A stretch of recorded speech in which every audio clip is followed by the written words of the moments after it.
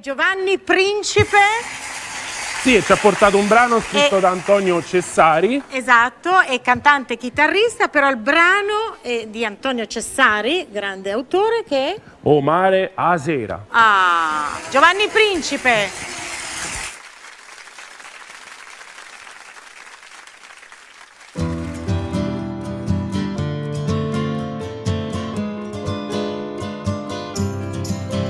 Verso fine e l'estate passi e vuota, faccio mare a sfiorare per luna, mentre il sole si nasconde e l'ora che sentene di scioccore, quando è sera e calma mare, da lontano rumore da città, non si può fare a me ne pensare, mentre passa l'ultimo può comprare e pensa all'ada che sono sbarcata qua, per trovare una terra nuova, perché allora non è buona, me ne trovo piccerilla a correre per spiaggia, quando povera mamma di tavo sangue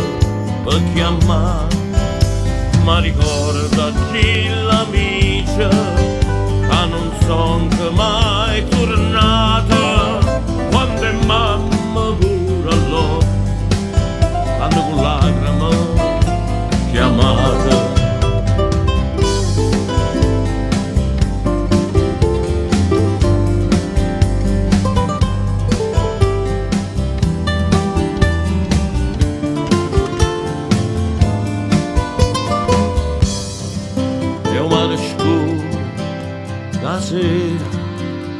Con un po' di fantasia, io stesso ogni città, come a Napoli, la lontana sta, dentro all'occhio una malinconia, per quanto è sfruttata terra mia, bella e desiderata, a fine in faccia l'hanno sputata.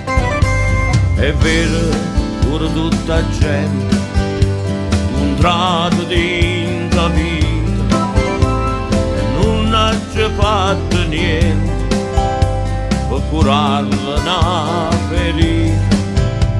Oramai è fatta notte, o pescatore vottarezza, e con pensiero a casa mia, saglia l'ombre a tristezza.